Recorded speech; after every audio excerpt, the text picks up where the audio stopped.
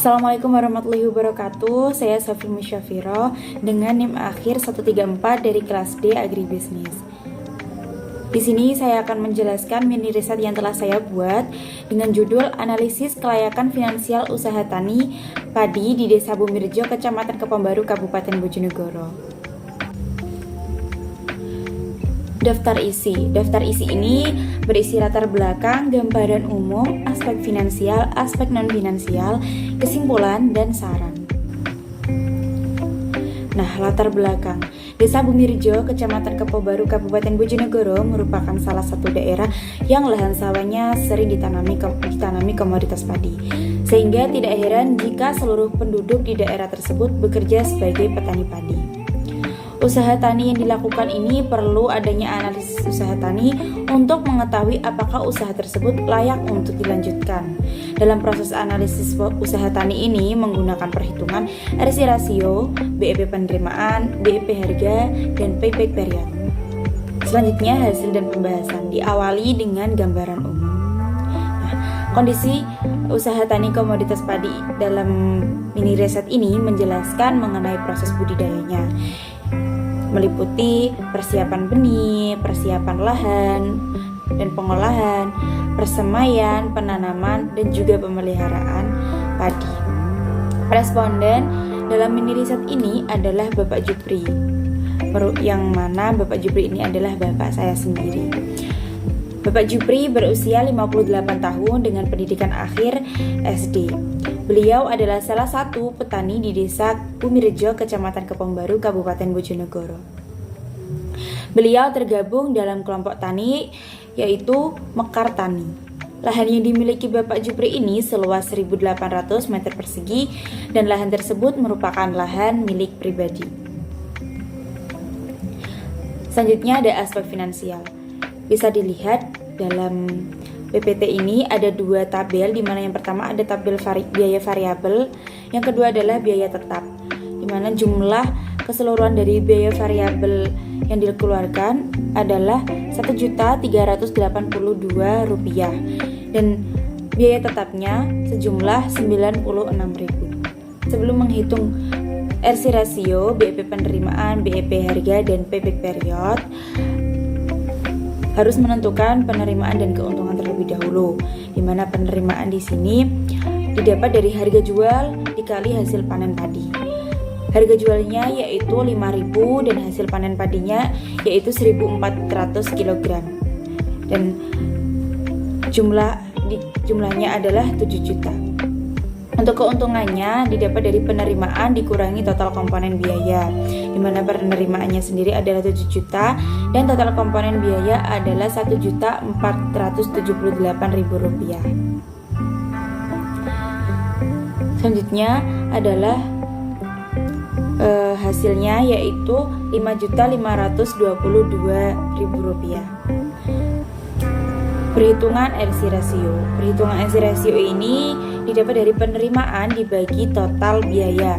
Penerimaannya adalah 7 juta dan total biayanya adalah Rp1.478.000 dan menghasilkan 4,7. Berdasarkan hasil perhitungan tersebut, nilai 4,7 dikatakan layak karena lebih dari angka 1.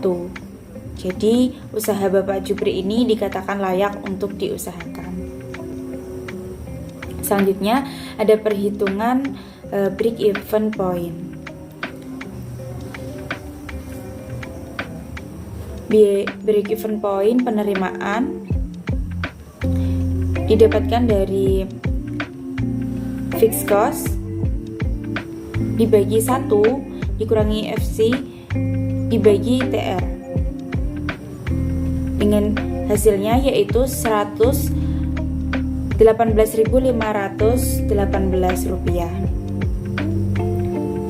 Jadi dapat disimpulkan bahwa usaha tani padi beras merah menguntungkan untuk diusahakan dengan penerimaan harus di atas angka tersebut. Selanjutnya ada BEP harga.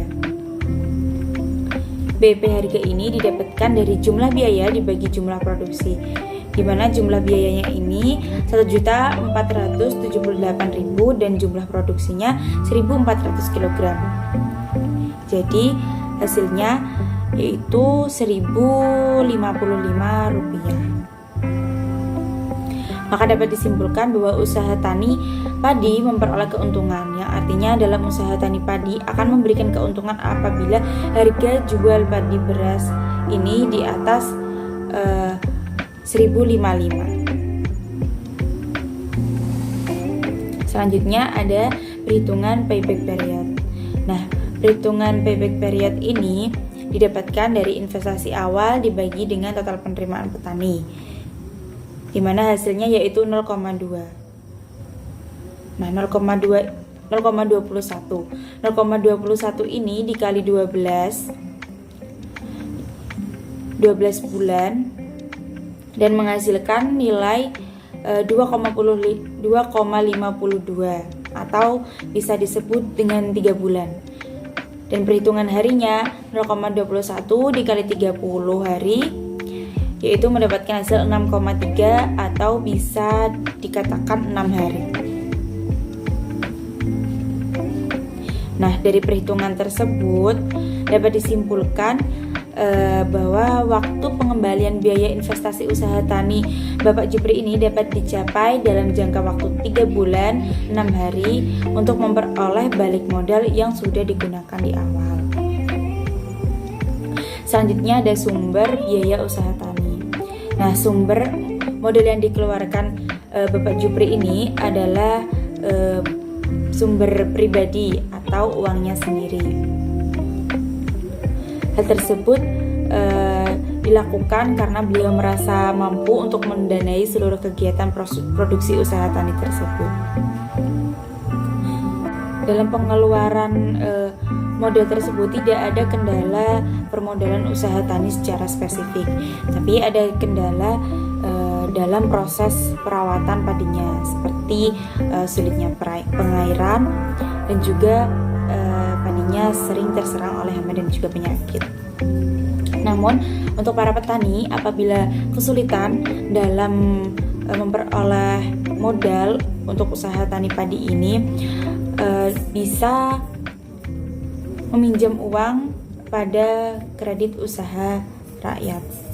Kredit usaha rakyat ini adalah pinjaman modal kerja kepada mereka yang berhak karena dianggap tidak memiliki anggunan atau jaminan tambahan untuk mengajukan pinjaman konvensional.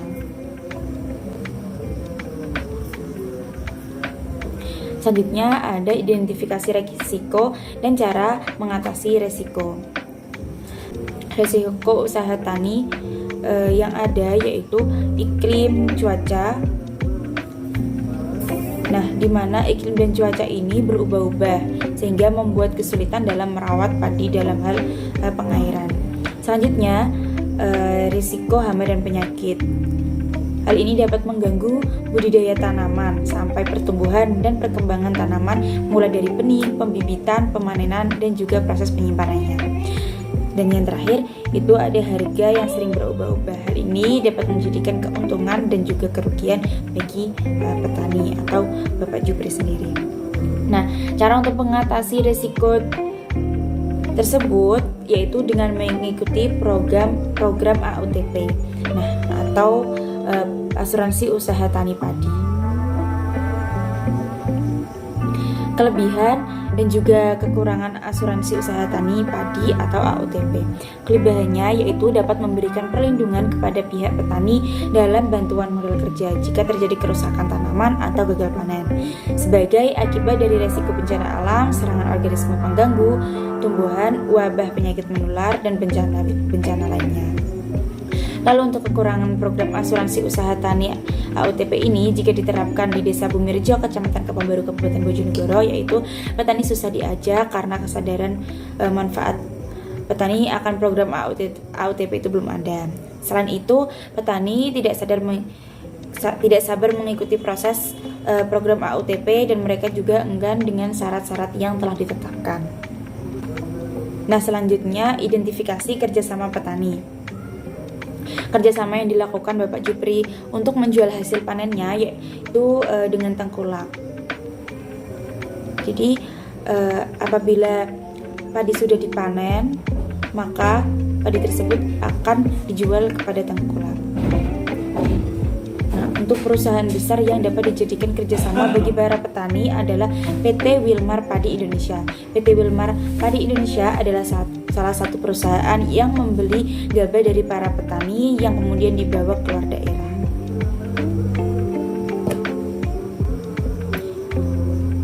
Dan yang terakhir ada perencanaan usaha tani yang meliputi pembelian komoditas. Komoditas yang ditanam oleh Bapak Jupri ini adalah komoditas padi.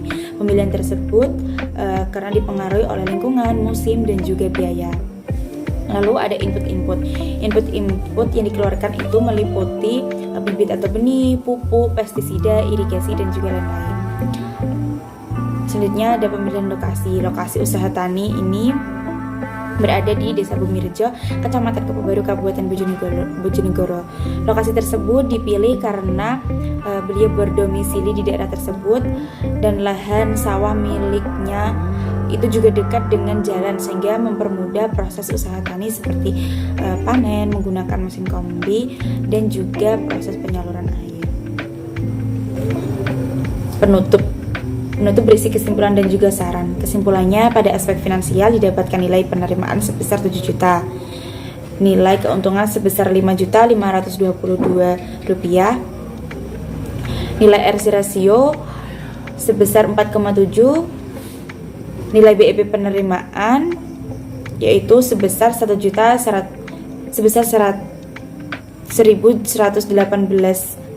rupiah.